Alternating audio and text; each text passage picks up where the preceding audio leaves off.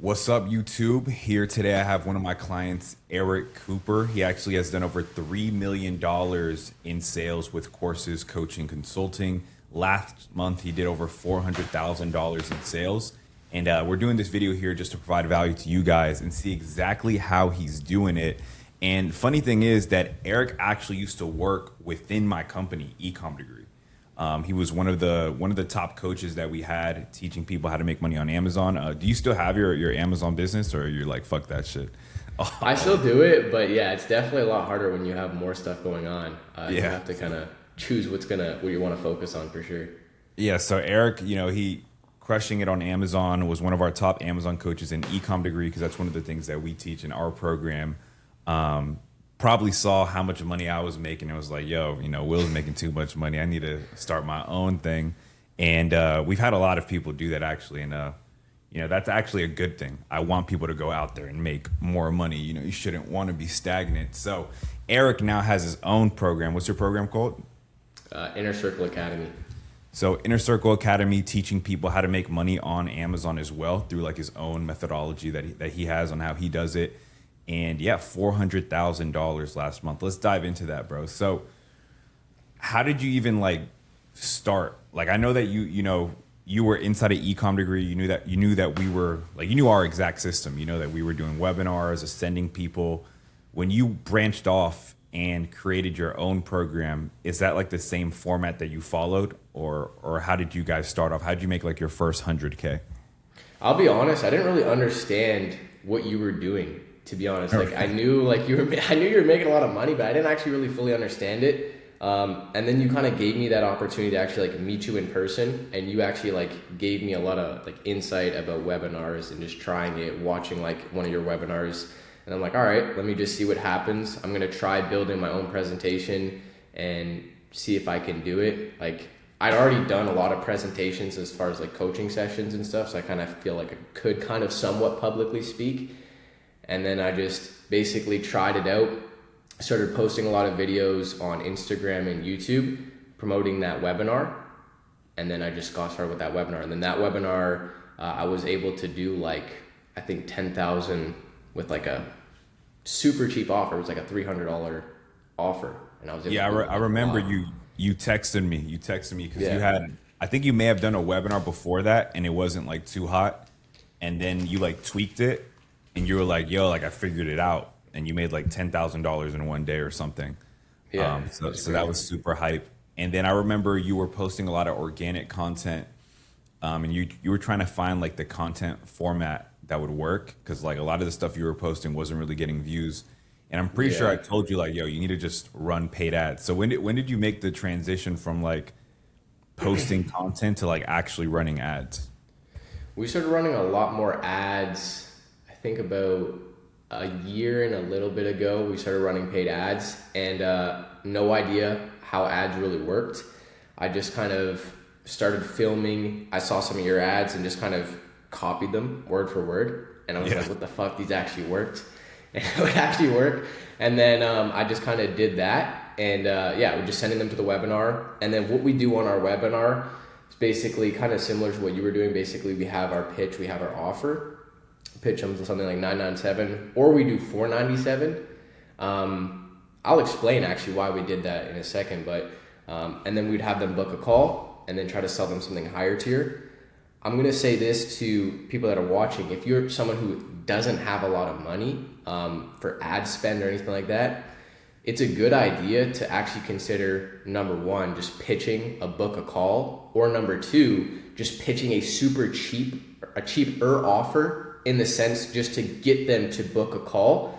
Because if you're a good closer and you're doing your calls, or you have like a good sales team, they'll be able to make a lot of the back end. Whereas, you could try to pitch them a super high offer and then they just don't end up converting, and then you may lose them.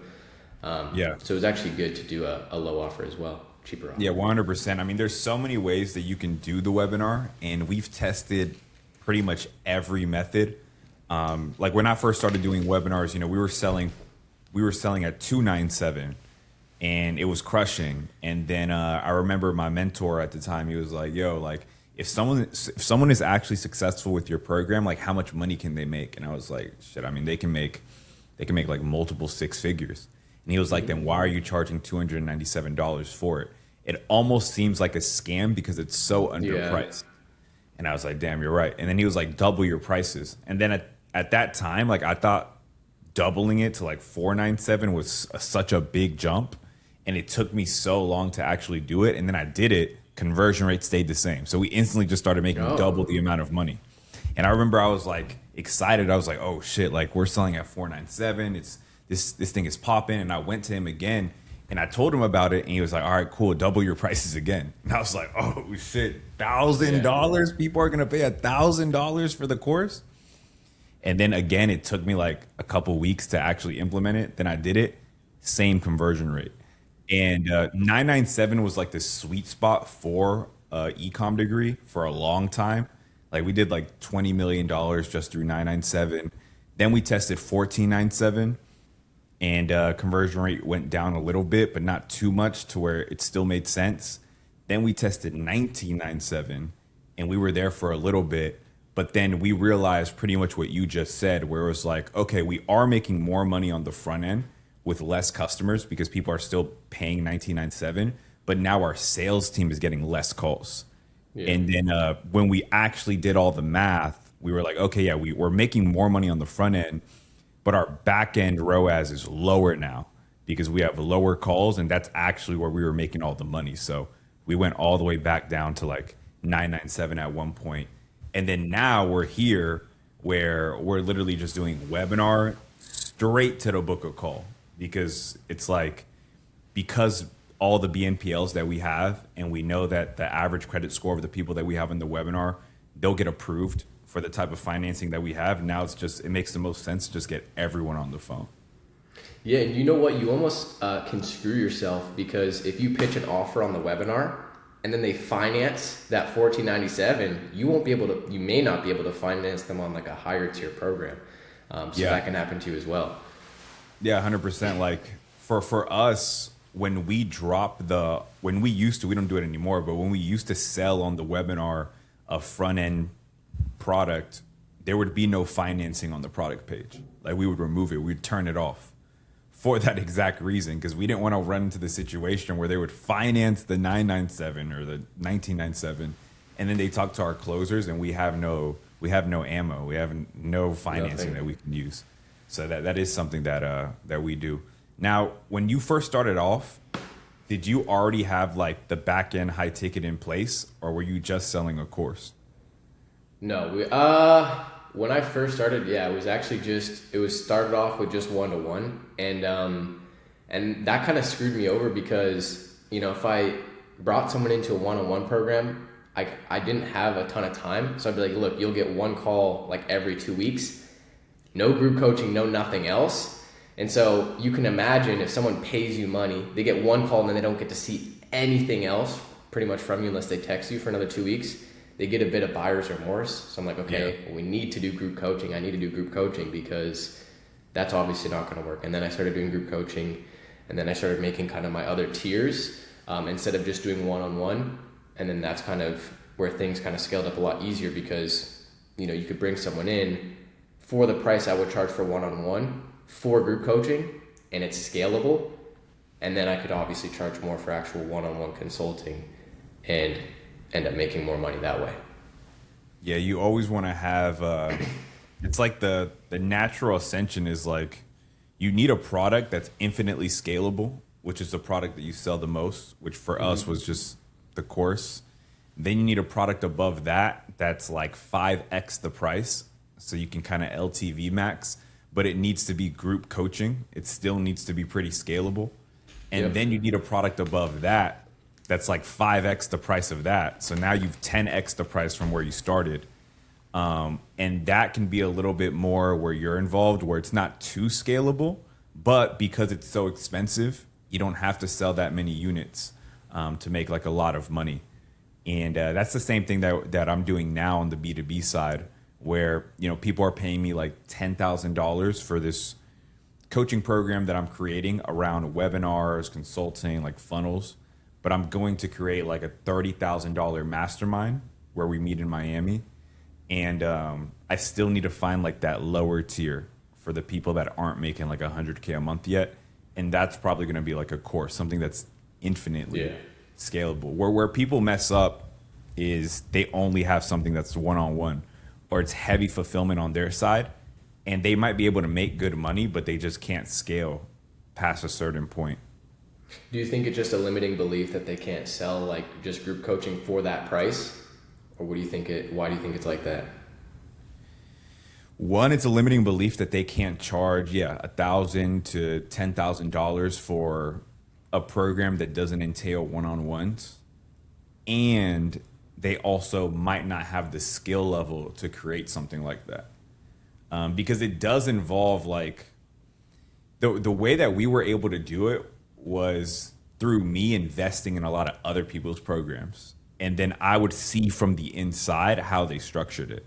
But if you don't have that inside look, it's kind of hard to create it yourself because you don't know what the structure is, especially if you've never sold coaching or anything before. And if you've never bought coaching, then you have nothing to go off of. But the way that we've structured things at Ecom Degree is pretty well now, like where it's just the course at $997, and then the group coaching program that's $5K still doesn't involve me at all. We have a staff of coaches that run calls Monday, Wednesday, Friday. People attend, people can ask questions, and then we have the higher tier on top of that. But so for you were telling me that you had a $20,000 offer. Mm-hmm. And you were talking about how that's helping you out a lot. Can you talk more about that? Because I think there's a lot of people here, and I talk to a lot of my clients where they aren't profitable because they don't have a super high ticket product. Because usually that's where all the profit comes from. Once you get to a certain scale, especially if you're running ads. Yeah, it's so true. Even right now, like our front end before kind of. I got hooked up with Will on this partnership that Will's been talking about, which, he can go into that if he wants to, which we can't. But it's crazy. But our front end isn't that good, and it's not that profitable right now. It's actually really, really bad. But to have a terrible front end, and I mean really bad front end, super high cost per lead, bad opt-in rate, like very bad, and do $400,000 last month, that is only possible if you have a really good back end and you're really good at closing and you actually have good offers. And so we have a $20K offer where basically we will train someone up, a virtual assistant, a whole team member, and then we'll basically give them personal coaching. I have my team members actually training their VA to make them better, and which is going to also train the student. And we also review the products for them. So we color code the student's products, because typically someone who's investing into this kind of package, they're someone who either doesn't have a lot of time, or they have obviously the capital, or they're just someone who's not super good at looking at products, at sourcing, at building their business. So we color code what products they need to buy based on how good they actually are. Because if you're someone who's new, you don't know what's good, you don't know what's bad. So we color code it basically like red, yellow, green, so they know exactly which stuff to actually invest into. And of course they get like one-on-one coaching and stuff like that as well. Yeah, it's super dope, and I hope you guys watching this caught that. Like this man Eric, when we first hopped on the call, it was his first consulting call. He was telling me he was getting a $50 cost per lead, which is it's high. It's high for like the type of offer that he has, but he was still profitable. And you can only do that if you have some type of high ticket on the back end, where everything on the front end can be fucked, but because you're selling a couple units of that super high ticket product that has so much margin, you're still able to make money. And that high ticket back end product just makes everything easier. And yeah, there's people that don't have like something super high ticket that still are able to make money, but it's because their front end economics are really good, or they're just pulling traffic from organic, which, if you're running an info business solely off organic traffic, you don't really know what's actually working, because you can do everything wrong and still make money off organic traffic. It's because all those people trust you. It's all warm, and they're gonna buy whatever it is that you have to offer. So, Eric, when it comes to like running this business now, how would you say this is different from like the Amazon business you were running before? That's a really good question. I think running an info company requires definitely a lot more like actual leadership. And like info, when people look at info, they're like, oh my God, like you can make so much more money. Like you can make 100K a month, 50K a month, 30K a month. But like the level from like, 100,000 a month to $1 million a month, once you're at $1 million a month, it's a little bit different because you have A players, you have systems, you have everything. But the gap in between is so important for you to actually like learn how to get there. Because if I would have tried to even figure out how to go from like 100K a month to 400K a month without help, I wouldn't know what I would be doing. Especially even when it comes to like your offers, what's going on with your funnel, fixing stuff like your front end. But I think the biggest thing ultimately is that you need to have a lot more leadership. And you understand, like, you need to have people that are invested in you. Like the people that I have on my team started off as students, and so they're invested into seeing this do well, and they will take necessarily like a pay cut or something if they had to continue growing the business. Like if they know we're going to have a bad month, they're not just going to dip and try to find a new offer, a new company, or people that are actually invested in like the long-term vision that they see working with you. And I think that's so important, especially if you want to run like an info company. Yeah. There's stages to info. Like stage one is pretty much you just posting content, and then you can make a lot of money, just you, one man army. That used to be me, it used to be me. And then I have a VA. I had one VA, Arlene. She's still with me and she's been working with me for like 6 years, but it used to be just me, and Arlene was like ops. She did everything ops. And we were making like 30K a month, just me and her. And then it got to the point where you have to, if you want to scale, you need some type of system. You can't be selling via the DM anymore. You can't be just posting content every single day. You need some type of system that converts cold leads into buyers. And that's when I discovered webinars, and we went from 30K to 300K a month. And we really only added one more employee. Then at 300K a month, it was me, Arlene, and a media buyer. So now it was 3 people. We added a whole skill set that we didn't have. Someone that could get leads, acquire customers. And then from 300K a month to $1 million a month, how we got there is we added a high ticket backend. And I didn't know how to create a high ticket backend. I had to bring another person into the company, and that was Colin. He came in, he was like, yo, I think you could sell a $5,000 program or an $8,000 program if we structured it this way. And I literally told him, I was like, that's great, but I don't know how to structure it. And he literally was like, I'll build it for you. So I brought in an A player that literally created my high ticket offer, hired the coaches, and pretty much just ran it. And I did what I did best, which was just market it. So we hired him. Then we had closers as well, had to bring in sales reps. And then that's what actually took us to $1 million a month. And then when you're at $1 million a month, you said it too. Now you're actually like a CEO, a business owner. At first, you're just a content creator, and you can make a lot of money as a content creator driving traffic.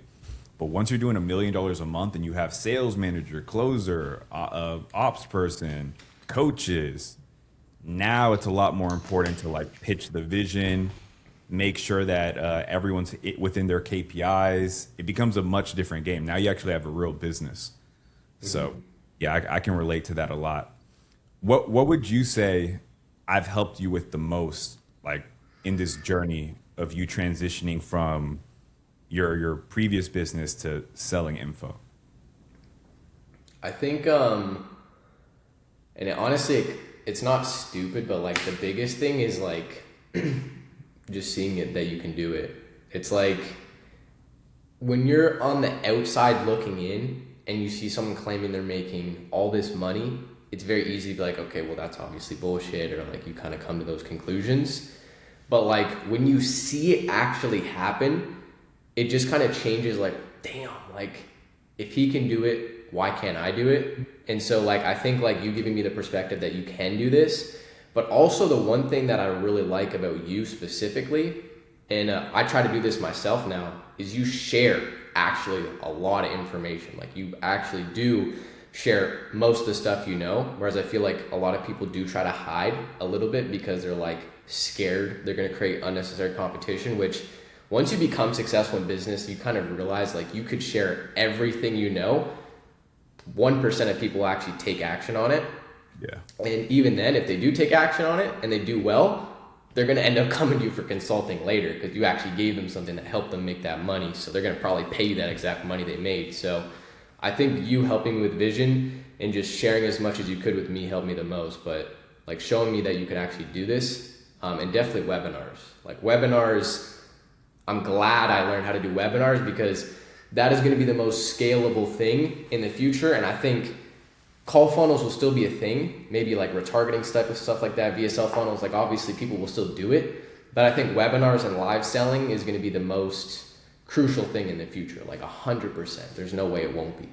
I agree, especially because we're in a trust recession right now, and other than webinars and challenges, there's no real way to like build that much trust in such a short time frame. The only issue with challenges is so much work compared to a webinar. But challenges crush too. You know, we cracked the automated challenge, which maybe you'll do one day, but that's a money printer too. So what would you say is the hardest thing about running an info company for everyone that's watching? Because I have a mix of people that watch this channel. You know, I got people that are already in info, making good money. They're looking for that next little strategy to get them from like 500K to that mil a month. I got some people that are making 100K a month. And then I got business owners that I would put them in like the pot that you were in, that are making money with their actual business, but they're seeing all the money made in info and they're like, you know, I want to get into this space. What would you say was the hardest thing transitioning for you? Or was it even hard at all? Transitioning, it's just a different, I mean, it's definitely easier because I saw the inside of your business, but if you're on the outside looking in, I think it is super hard because all you really do is you start off with just posting content thinking that that's gonna like just naturally drive traffic, and people are gonna close. But we are in a trust recession. Like everyone knows when you watch a YouTube video, they're pitching you something at the end. And so it's like just you filming videos, you filming short form content. The other day you posted something that was really important. You're talking about how the guy with 1 million followers will convert less than the guy with a 20K, 10K YouTube channel. Yep. And it's true because there's not much trust built. So if you don't actually have like a strategy for like how you're going to post your YouTube videos, or you're going to post, students doing well, stuff like that, you still might not convert people. You might get a little bit, but you actually have to have like a good strategy. So I think for me, it was easier to see kind of how you had things set up and just kind of replicate a lot of what you did. But for like the outside in, it's really hard to start info. I mean, you can make a little bit of money, but when you want to scale, you have to have some type of strategy that you're going to use. Yeah, you can only grow to what you've been exposed to. And luckily for you, you were inside this 8-figure company. What would you say you learned the most from working with Ecom Degree, like being a coach inside of the program?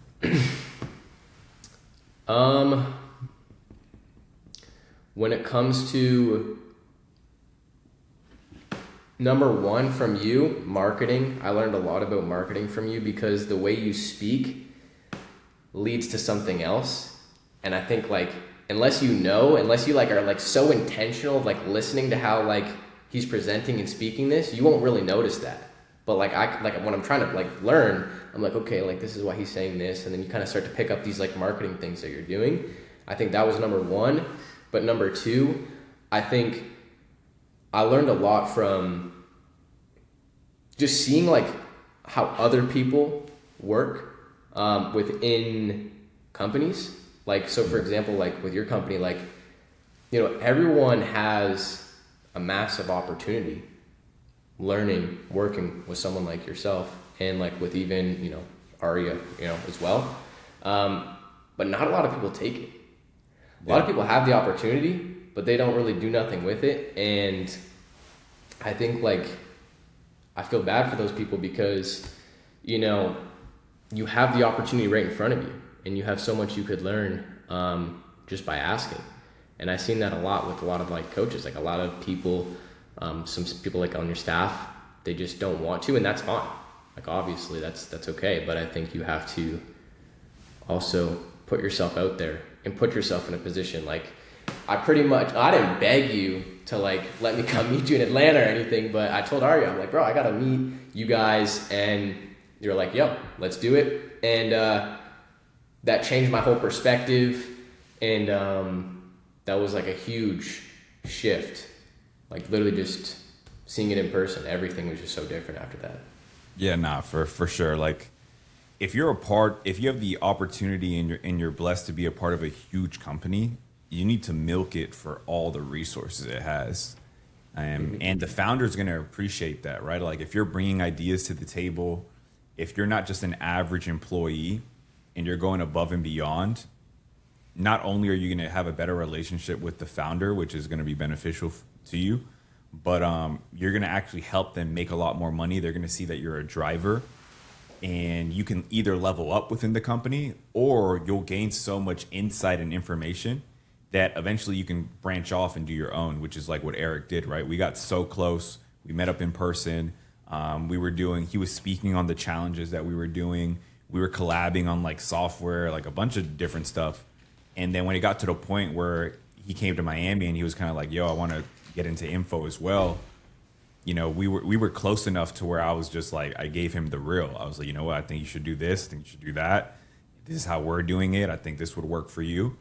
And fast forward like a year later, $400,000 a month. And that's crazy. And you're only going to keep going up. What would you say was like for someone watching this right now, what was your biggest, what do you think makes you unique? Why are you making 400K a month and there's other people and info in your niche that aren't? I think I don't want to say a lot of people just like aren't like they don't care as much, but like you have to be pretty intentional with like a lot of the stuff you do, and like you actually have to like learn. Like every conversation I have, I want to learn, and I come in with like an extreme like learning mentality. I could talk to a student that has no money to their name, and I will learn from that person. Yeah. Which sounds silly, but like you can learn from literally everyone. You just have to figure out how you can actually apply that to your business. And I think that's super important. But number two, which is kind of a bottleneck, but I think I'm pretty good at like sales and closing, which helps. And that's like a lot of marketing too. Like marketing and sales are very, very hand in hand. So if you get really good at marketing, you get really good at sales, I think. And so I think that's like one skill set that I have. And like I said it's a bottleneck because, you know, last month I cash collected 311,000 and did like over 450,000 in revenue, right? So it's like, as the business owner doing that and then doing all the other stuff like content, ads, worrying about the actual business growth, it's like, that is a huge bottleneck for me.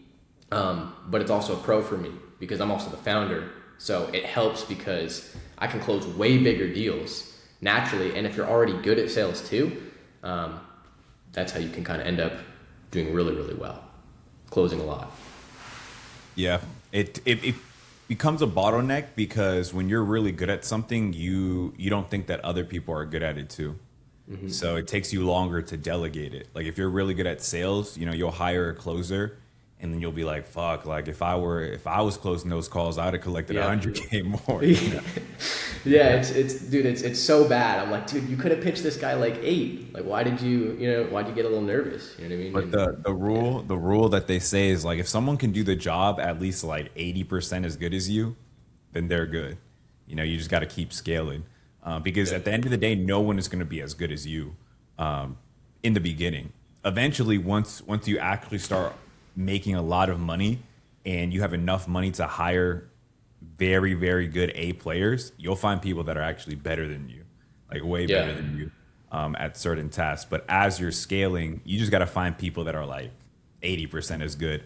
And then that's better for you because now you freed your time back. You know, you don't have to be on sales calls. You can do things that can actually scale the business. So I have a lot of people that follow me on social media and they're in our exact same niche, right? Like they're e-commerce sellers. They want to get into info. They want to sell courses, and none of them are making money, right? These people are in my DMs. They're like, "Yo, Will, I'm not making money. Why is it that you're able to make money and these guys aren't, right? Like I know that you said you're a big learner and that you're hungry pretty much was your answer, but like are there any strategies or like is your funnel structured a certain way that you think gives you an advantage over these guys that are in my DMs that aren't making any money with info? There's definitely a lot of stuff. So I had someone that, they texted me like, yeah, same Amazon offer. I just spent like 10,000 on ads, didn't get a book call, or he said he got one book call on 10K spend, and the guy lied and he had no money. And he actually, the one person that showed up, right? And so I think like you really need to invest into like getting good talent if you're gonna like you can try to do everything yourself. I think you were able to do like media buying, all this stuff, like you kind of did it on your own, but like if you have like actual capital and you do have resources, like go hire someone that's actually good at like media buying and like try to vet them out. And this is where like having connection can be good because, Will, you've been doing this for so long where, I can go to you and I can be like, hey, can you connect me with someone that's actually good at this? And you can't. I don't have to worry about what you probably had to do, which is hire a bunch of consultants, a bunch of agencies that suck shit, they're terrible, and you waste a bunch of money. I don't have to worry about that. And what I pay you ends up paying for itself with just the actual good talent you can help me attract and bring in. And so I think that's the first thing. Like I got a good media buyer, was pretty good. Obviously our front end's not doing that good now, but yeah, that helped. And I think the biggest thing is just having a good back end and like just trying to lead with value, because like if you're just like straight up and honest with your audience and like you don't try to like necessarily like deceive them and lie to them, and like you are straight up, you will get more high ticket buyers that way, and you will close more deals because people are like, oh yeah, like this guy's for real. Like this guy, told me there's gating with Amazon. This guy told me you can have these struggles, and this guy told me his margins and it's realistic. It's not like this guy just told me you can get 60% profit margin. Like this guy's being honest, and people that have money value that way more than people that are trying to be like deceptive. And so I think like that's what helped me a lot. Not really, hopefully that helps you guys that are watching this that are kind of struggling, but there's definitely, you have to figure out, the other thing I would say is you have to figure out what your constraint is. Like you try to fix your business and you don't really know like actually what the problem is, whether it's your front end, you're spending just too much and you're not really getting much back, or it's your back end, you can't close or like, ascend your students. Like if you have to figure out where is the actual problem, and once you figure that out, you just focus on fixing that issue. And I think one thing we should definitely talk about is how I'm going to scale, because you gave me a ton of information even on our first, one-on-one, which I think will change the whole business for sure. But what do you think about that? Do you think those are kind of the biggest things, is just like understanding your constraint initially?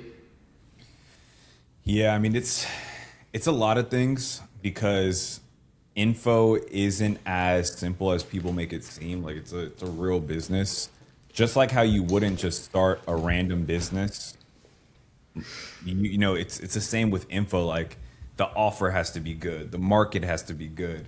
The founder, if they're the ones making content, the content has to be good. Everything has to be good to make it work. Back then, maybe not, because there weren't as many people selling info, but now because there's a lot, there actually has to be some type of either a unique personality or a unique mechanism in what you're teaching. There has to be something that sets you apart from everyone else. Now, the good thing is, though, and this will always be true in the info space, is yes, people buy products because they are trying to solve a problem, but people also buy people. So, me and Eric, we teach people how to make money online. We practically have the same offer. There are some nuances, but some people will buy my program because they just fuck with me. And then some people will buy from Eric because they just fuck with Eric. So if And that's why having a personal brand is so important. And that's why, on top of posting educational content, you also want to post things that show your personality. And that allows you to resonate with others. And I'll give you like a clear example. My girlfriend, Alexis, she has a company, does over $5 million a year. She helps women get into sales. And she posts a lot of educational content, but she also posts a lot of relatable content. Lately, we've been leaning into like Asian content because she's Asian. So like the other day, she did an Asian Mart haul where we went to like this Asian grocery store and she bought a bunch of like Asian food, and she did a haul of like everything that she bought. And lo and behold, the past couple of days, a lot of our high ticket clients, all Asian, right? And no one can compete with us on that, right? It's like you can't just pretend to be Asian, right? We have we have competitors that are in our same niche, but that's like one of our unique advantages. It's like, okay, Alexis is Asian. We lean into the fact that she's Asian. We capture the Asian audience, and that's our unique positioning. No one can take that away from us. I did the same thing with Ecom Degree. I would always talk about over and over and over again, I was a felon at 17, used to work at an Amazon warehouse, and I'm Hispanic, right? I'm from Nicaragua. No one can take that away from me.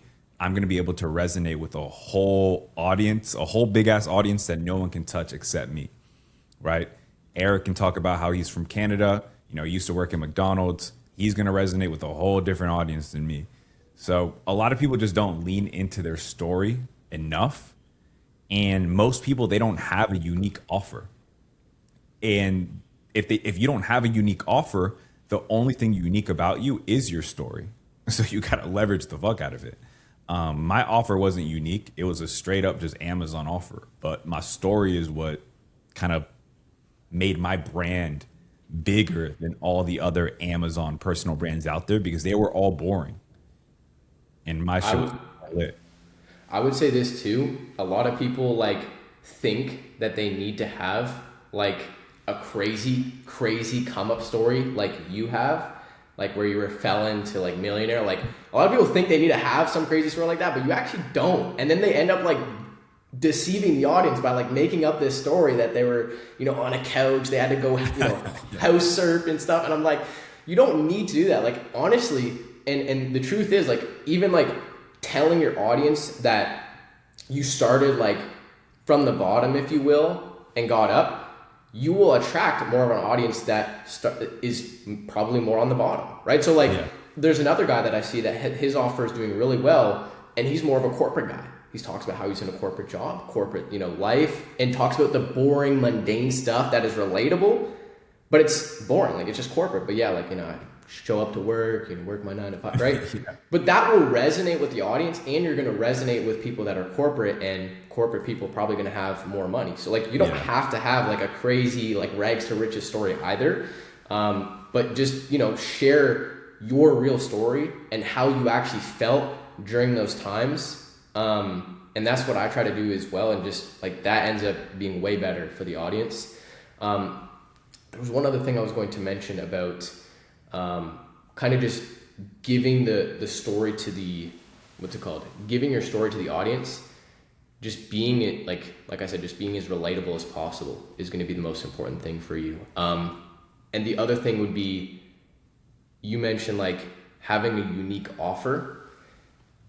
I feel like a lot of people that are in the Amazon niche, they don't understand what that actually means and how to have a unique offer when you're in an offer or space like Amazon, because it probably is the most competitive space. And I think so. And I'm sure you probably agree it's one of the most competitive spaces. How can you have a unique offer in such a competitive space? Like, what is something you would try to do, I guess, to be or to come off more unique? Yeah, there's a couple things. So one, your strategy could just be a little bit different than others. So like, for example, back when I started in info in like 2018, the most popular offer was Amazon. Even back then, it was like Amazon private label. Amazon private label was big from like 2018 to like 2020. When I started really blowing up, the reason why I blew up is because I started talking on social media about Amazon wholesale. So I would bash on what everybody knew. Like, hey, you stop buying products from China. You can actually open up wholesale accounts with big name brands, et cetera, et cetera. That messaging was different. No one had ever heard of that before. For some reason, no one had like attacked that angle. So my offer came off as a new opportunity. Even though it was still Amazon, it was a different version of Amazon. So you have that. You could have just a different angle on what it is that you're doing. Another example of that was back like a couple years ago, you know, drop shipping was a big offer and it got saturated at some point. And then this one guy came out and he started calling it drop servicing. Same shit, different name, but instead of selling physical products, he was selling like digital products or like he was basically like drop shipping Fiverr services. Still drop shipping, just a different angle. So you can always come up with a different angle, and that will make you unique. And you can also always have a unique mechanism. Like you can call your strategy a name that people haven't heard of before. Like when we were at one point, we've called our e-com strategy so many different names before, like the one scan away method, the Sam Walton method, we have so many names that we use just to test the marketing and see what people resonate with the most. So those are like the two ways you can make your stuff unique. That's a good idea too. And then obviously it's like, if you say something like Sam Walton, the people that would know Sam Walton are typically going to be a higher likelihood of people that might have money as well. So that's something so small, but can actually matter when it comes to marketing for sure. Yeah. And then something that I almost forgot is like just being more niche too.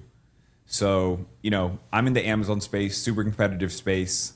I could have a unique mechanism. Like I said, you know, I could call my strategy the one scan away method. And there's 3 steps that we do that not a lot of people do. And some people could resonate with that. Some people can resonate with the fact that I do wholesale instead of private label. That also makes me a little bit different. Now there's a lot of other people that teach wholesale as well. So I'm not as different anymore.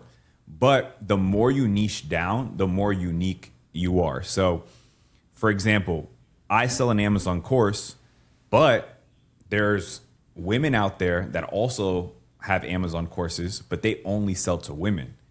You know, they have that unique positioning. I can't compete with them. The women are going to buy from them. And a lot of those girls, you know, they make a lot of money, a lot of monies. And, you know, my girlfriend does the same thing. She teaches women how to get into sales. There's a lot of guys that have that offer. They teach guys how to become closers. But Alexis, my girlfriend, makes way more money than all of them because she's in a blue ocean market. She's way more niche. She only teaches women. And a lot of people have the scarcity mindset that they don't want to niche down because they feel like they're missing out on a big market. But when you niche down, you can charge more, number one, and you become so unique to the public eye that they don't compare you to the other offers because you're not a commodity anymore. It's like, oh, okay, this person does this, and no one else really does what they do for that specific market. So that's like something else. Yeah, that's good. Yeah, I mean, I know for us, like even just changing up that, you know, we use AI, which eventually that'll get definitely more saturated, but that's helped us a lot. Like people will, you know, opt in and be like, yeah, I've seen a bunch of these Amazon guys, but you're the first people doing AI. You guys are crazy. I'm like, yeah, heck yeah, come on, come to the training. And so That's good. Just little stuff like that, for sure. It's just really helpful. Yeah, that's we use the AI angle a lot too. But I have another call coming up in 2 minutes. I want to wrap this up. I want to end it with a bang though. So you've been in info for what, a year now? Done like $3 million so far, 400K run rate right now. What would you say out of everything you've learned in the past year actually running this business, everything that you've learned from me, you know, working inside an ecom degree, what is your biggest tip to someone right now that is trying to scale maybe from 100K a month to where you're at, 4X, 400K a month?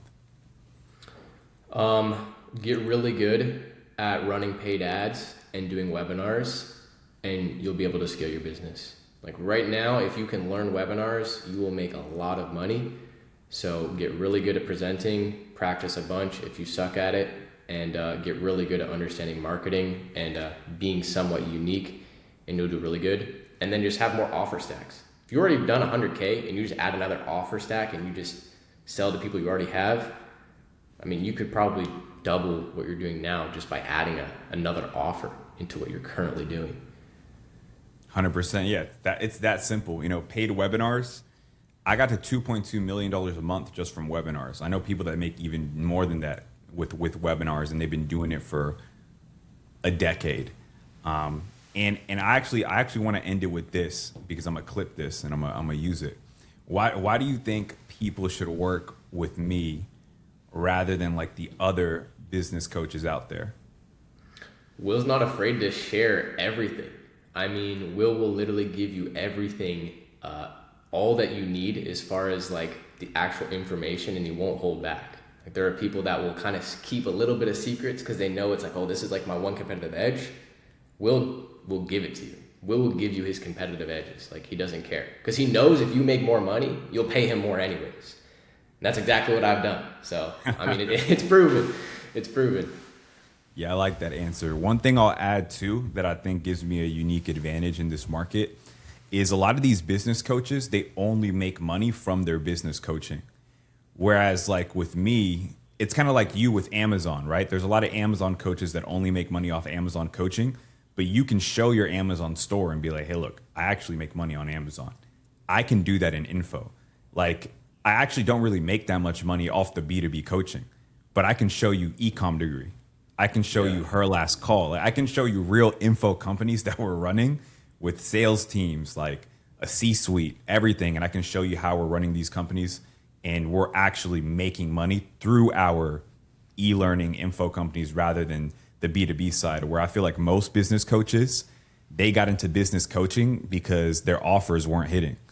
So now they only sell their business coaching. One other thing I would say before Will goes too is you also have the ability, you have invested so much into coaching, and I think you'll probably have the exact number, where I could pay you this amount and get, you know, your $500,000 that you've probably invested into Russell Brunson, other people, and I can just tap into that for a lot less. You know what I mean?